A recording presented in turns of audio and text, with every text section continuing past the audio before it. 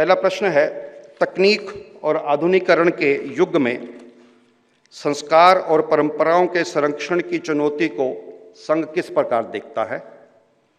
क्या आपको लगता है कि देश की शिक्षा प्रणाली में गुलामी मानसिकता की झलक है?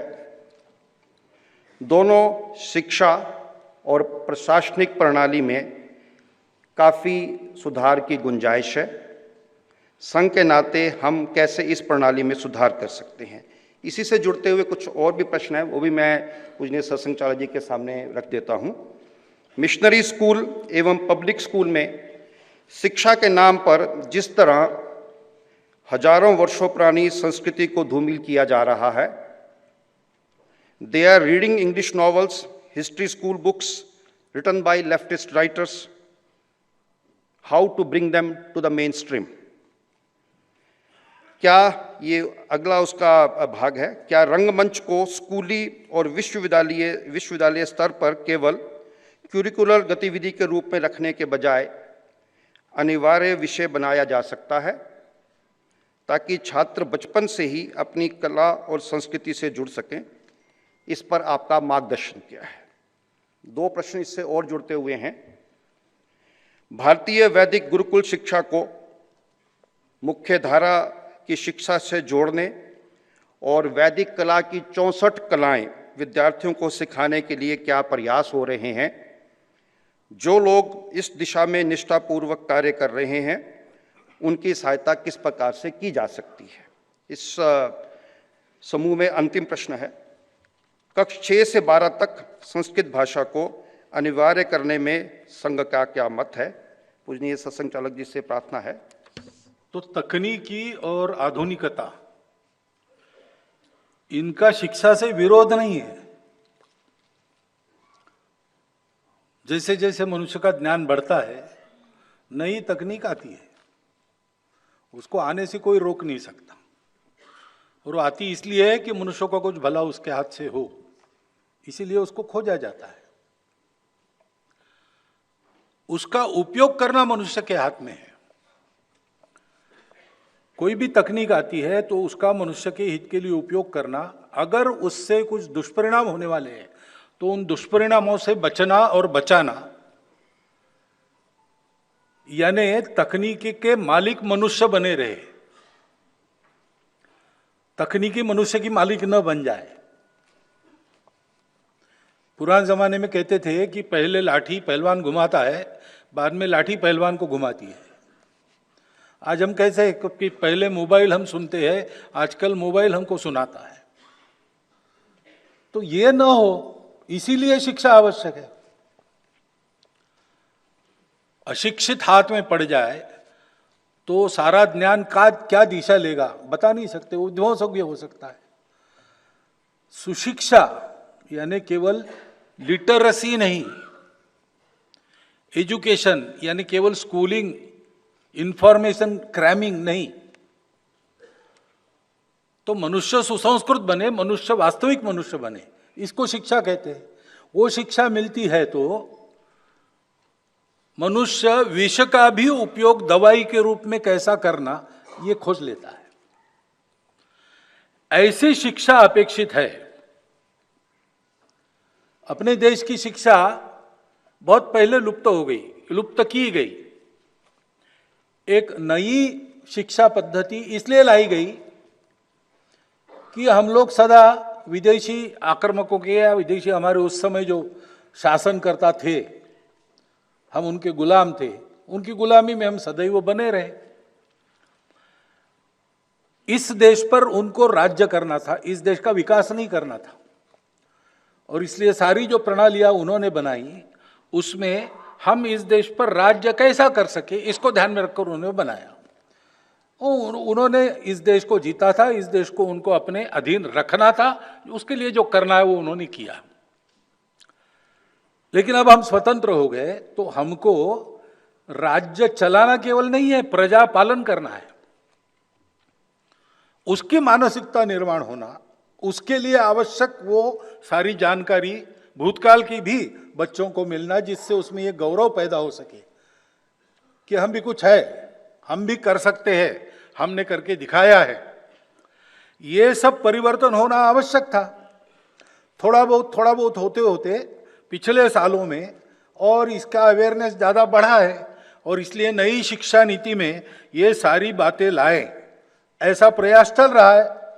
कुछ कुछ बातें हो गई ऐसा मैं सुन रहा हूँ, कुछ बातें होने वाली है, लेकिन शिक्षा में ये प्रणाली इस प्रकार बदलना, प्रशासन में भी इस प्रकार की प्रणाली बदलना ये आवश्यक है। उदाहरणार्थ मैंने सुना, अब वो पुरानी बात है, अब होगी ऐसा नहीं।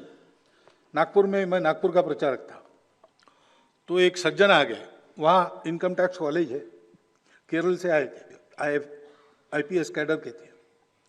वो कार्यालय ढूंढते ढूंढते आ गए, और मुझे अटल बिहारी वाजपेयी से मिलना है। तो हमारे कार्यालय प्रमुख लोग यहाँ नहीं मिलेंगे। नहीं, यहाँ से उनके पास मेरा संदेश जा सकता है। तो वो जनसंघ का कार्यालय, नहीं उस समय बीजेपी थी, बीजेपी का कार्यालय है, वहाँ जाइए। तो उसने कहा वहाँ गया था, वहीं से यहाँ भेजा है। तो अब क्यों भेजा मुझे मालूम नहीं, मैं नागपुर का प्रचारक था, इसलिए मुझे मेरे सामने ही उनको भेज दिया। मैंने कहा आपको अटल जी से काम क्या है? तो मुझे ALAQ करना है। क्या ALAQ करना है? तो उन्होंने कहा मैं केरल से आता हूँ, केरल में हम लोग अपनी वेष्टी मुंडू वो लपेट के, एक कुर्ता पहन के, हाफ शर्ट अथवा फुल कुर्ता वो पहन के हम ऑफिस में जाते हैं, ऑफिस में काम करते हैं। पुलिस वाला हूँ इसलिए कभी कभी वर्दी में जाना पड़ता है, जाता हूँ। यहाँ मैं आया, नागपुर इतना गर्म प्रदेश है, गर्मी के दिन भी थे वो, मैं ऐसे ही वेश में गया तो मुझे डांटा गया कि you have to follow the etiquettes, और ड्रेस कोड है। तो मुझे लगा ठीक है, तो मैंने जाकर खादी भंडार में कुर्ता पैजामा जैकेट सब खरीदा, वो पहन के गया। उनका ये नहीं चलता है, ड्रेस कोड ऐसा है, पूरा सूट चाहिए, कोट टाई वगैरह वगैरह सब। तो मुझे ये समझ में नहीं आया कि यहाँ नागपुर में गर्मी के दिनों में ये कैसे चलेगा भाई? हम तो उबाल उबाल कर आलू हो जाएंगे अंदर ही अंदर।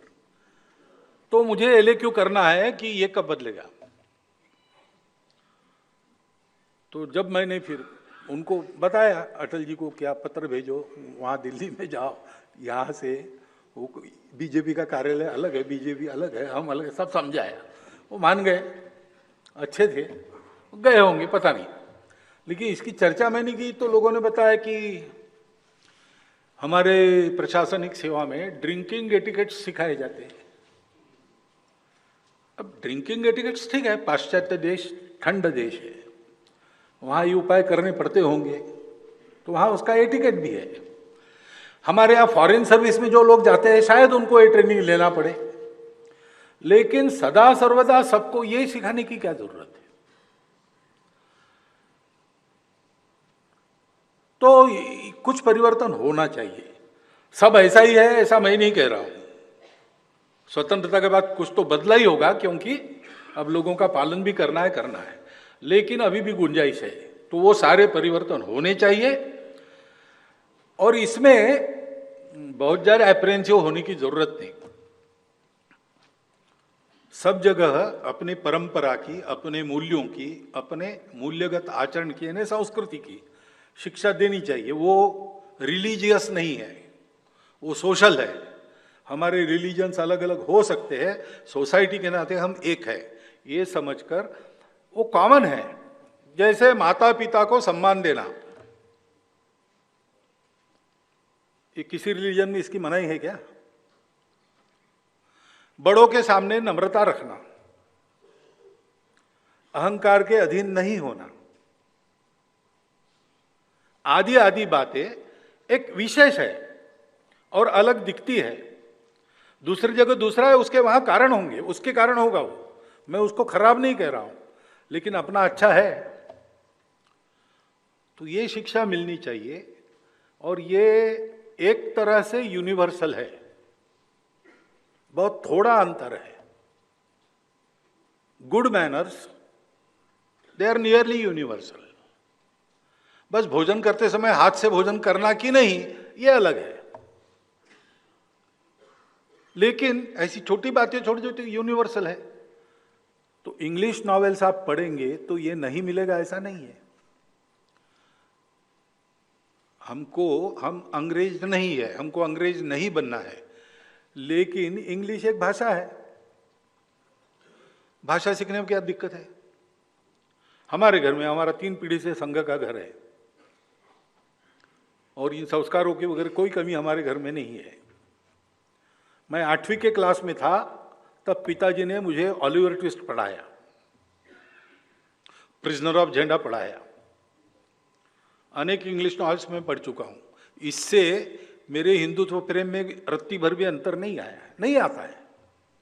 एक भाषा के नाते जो कथा वस्तु है उससे बोध लेने के नाते हम पढ़ते हैं तो उसका दुष्परिणाम नहीं होता। लेकिन हमने ऑलिवर ट्विस्ट, चार्ल्स डिकेंस का पढ़ा और प्रेमचंद की कहानियां छोड़ दी, ये ठीक नहीं है। हमारे यहां भी है, साहित्य की कितनी उच्च परंपरा है, रामायण महाभारत से लेकर उपनिषदों की कथाएं देखो, आज तक चलती आ रही। हर भाषा में एक लंबी अच्छी परंपरा है, वो सीखना चाहिए और इसकी शिक्षा सब में मिलनी चाहिए। क्योंकि मिशनरी स्कूल हो, मदरसा हो, कुछ भी हो, रिलीजियस एजुकेशन एक अलग बात है, लेकिन सोशल मेरिट के नाते हमारा सबका सिलेबस एक है। वो भारत की परंपरा है, प्राचीन काल से चलती आई है। जैसे श्रीमान आरिफ बेग आए थे, मैं नगर प्रचारक था अकोला में, विजयादशमी उत्सव के अध्यक्ष के नाते वो आए थे। तो उन्होंने कहा था कि इस देश की परंपरा कैसी है, सबके लिए कितनी अच्छी है। तो उन्होंने उदाहरण दिया था कि अलंकार सुग्रीव और अन्य वानरों के पास मिले, वो सीता जी के है कि नहीं पहचानना था। लक्ष्मण को बुलाया कि तुम भी पहचानो। उसने कहा मुझे केवल पैर की पंजनियां दिखाओ, क्योंकि मैंने कभी सीता जी के मुख की ओर दृष्टि नहीं डाली, मैंने हमेशा उनके चरण ही देखे। अब इसमें जो एक संस्कृति झलकती है वो कितनी बड़ी है, वो सबकी समान है, उसकी शिक्षा सब में होनी चाहिए। उससे हमारा रिलीजन मार नहीं खाता, उल्टा अधिक अच्छा बनता है। ये समझना चाहिए और ये संस्कार सब में होने चाहिए। ठीक है, आपकी जितनी ताकत है, मेरी जितनी ताकत है, मिशनरी स्कूल में वगैरह जब होंगे तो होंगे, मेरे घर में तो होने चाहिए ना। यहां से हम शुरू कर सकते हैं, वो करना चाहिए। और हमारे यहाँ अभी जो नई शिक्षा नीति में पंचकोशीय शिक्षा का तत्व मान्य किया है, उसमें सभी कोशों का विकास, सर्वांगीण विकास, उसमें कला, क्रीड़ा, योग, ये सब है। तो धीरे धीरे इसको विकसित करना पड़ेगा। जैसा मैंने कहा कि विपरीत शिक्षा में हम इतने आगे गए थे कि एकदम उड़ना संभव नहीं, तो टर्निंग शुरू हो गया है, वो रुके नहीं, चलता रहे और पूरा टर्न होगा, उसको समय लगेगा। इसलिए करिकुलर गतिविधि नहीं, प्रत्येक मनुष्य को कला का अंग चाहिए। संगीत नृत्यम कला विहीना साक्षात पशु पुच्छ विषाणहीना, ऐसा कहते हैं। जिस मनुष्य को संगीत, नाट्य, नृत्य कला का अंग नहीं है, सभी का नहीं, किसी एक का, उसमें वो ट्रेंड ही होना चाहिए ऐसे नहीं, लेकिन अच्छा गाना समझ में आना चाहिए, सुर कान को पकड़ में आनी चाहिए, बुद्धि को नहीं समझे चलता है। इतना भी हो गया। ये भी जिसका नहीं होता वो कौन है? तो बिना पूछ सींग वाला पशु है, ऐसा अपने यहाँ कहा है परंपरा में। तो ये तो होना ही चाहिए, लेकिन इसमें एक अनिवार्य ये विषय जो है उससे काम नहीं होगा ऐसा मुझे लगता है। क्योंकि मेरा अनुभव जो है, आप जिस बात को अनिवार्य करते हैं उसकी प्रतिक्रिया होती है। और छोटे बच्चों को, एक आदमी को कुत्ता था, उसको दवाई पिलाने को डॉक्टर ने कहा और कहा कैसे पिलाएं? तो ये आसान है, उसको पकड़ो, घुटने में पक्का बंद करो, हिलेगा डुलेगा नहीं, फिर यहाँ दबाओ तो मुंह खोलेगा, दवाई डाल दो और मुंह बंद कर दो, और जब तक वो निगल नहीं लेता छोड़ो मत। पहले दिन उसने कुत्ते को पकड़ा, ये सब किया तो कुत्ता जान गया। दूसरे दिन भी किया तो कुत्ता जान गया कि 8 बजे ये दवाई पिलाता है, तो वो भाग जाए। फिर उसको पकड़ के लाना पड़े तो छटपटाए, ये करे वो करे, कभी काट ले कुछ, लेकिन इसने तय किया था। ऐसा 3-4 दिन हो गई खटपट। उसके बाद एक दिन वो कुत्ते के झटके से वो दवाई की कटोरी गिर गई, तो सारी दवाई जमीन पर गिर गई। फिर इसने छोड़ दिया गाली देते देते। उसने देखा कुत्ता जाकर दवाई चाट रहा है, यानी वैसे देते तो वो ले लेता।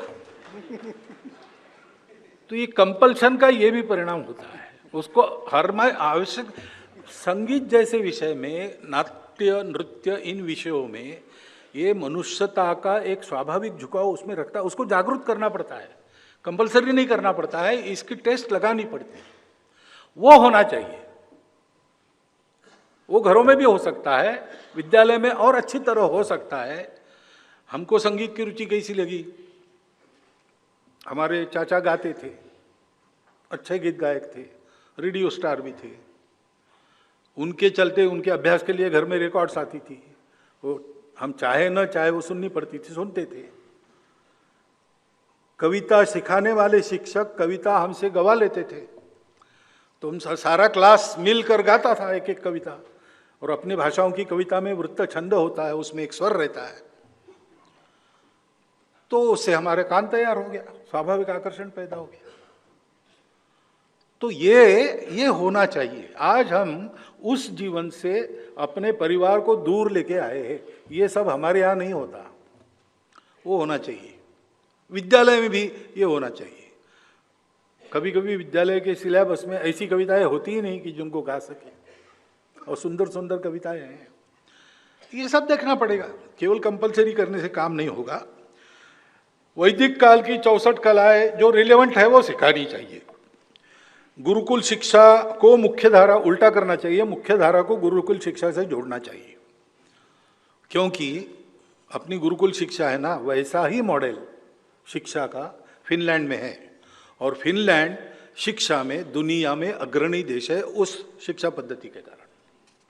उस शिक्षा पद्धति को चलाने वाले शिक्षकों की अलग यूनिवर्सिटी उनकी है, और उस देश में बाहर से बहुत सारे लोग आते हैं, क्योंकि वहां जनसंख्या कम है, तो वो लेते हैं सभी देशों के। तो जितनी भाषाओं के लोग आते हैं उतनी भाषाओं में 8वीं क्लास तक शिक्षा वहां होती है। 8वीं क्लास तक मातृभाषा में शिक्षा होती है, और 10 छात्रों पर एक शिक्षक एक शिक्षिका। पहले 4 क्लास उनके साथ रहना और घूमना, यही काम होता है, क्लास वर्क नहीं होता है। बिल्कुल गुरुकुल पद्धति के पास वाली है, केवल आश्रम में जाकर रहने की बात इसमें नहीं है।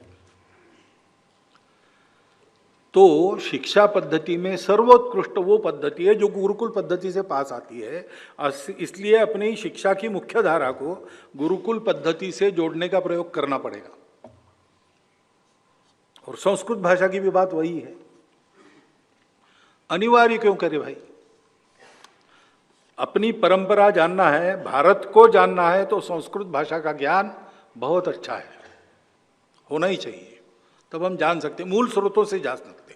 हमको भाषांतर पढ़ने नहीं पड़ते, और भाषांतर बहुत सारे गलत किए हैं अथवा किए गए हैं।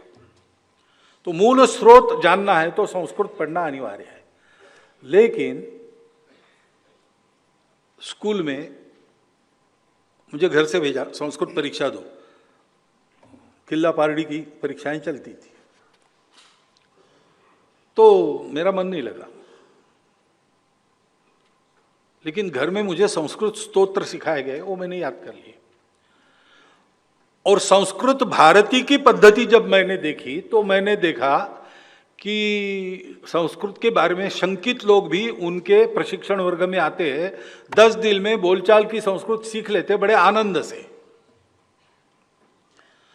सिखाने का तत्व यह है कि सिखाने वाला, उसकी उत्कृष्टता चाहिए, और छात्र के लेवल पर उतरकर उसको सिखाने की उसकी कला चाहिए।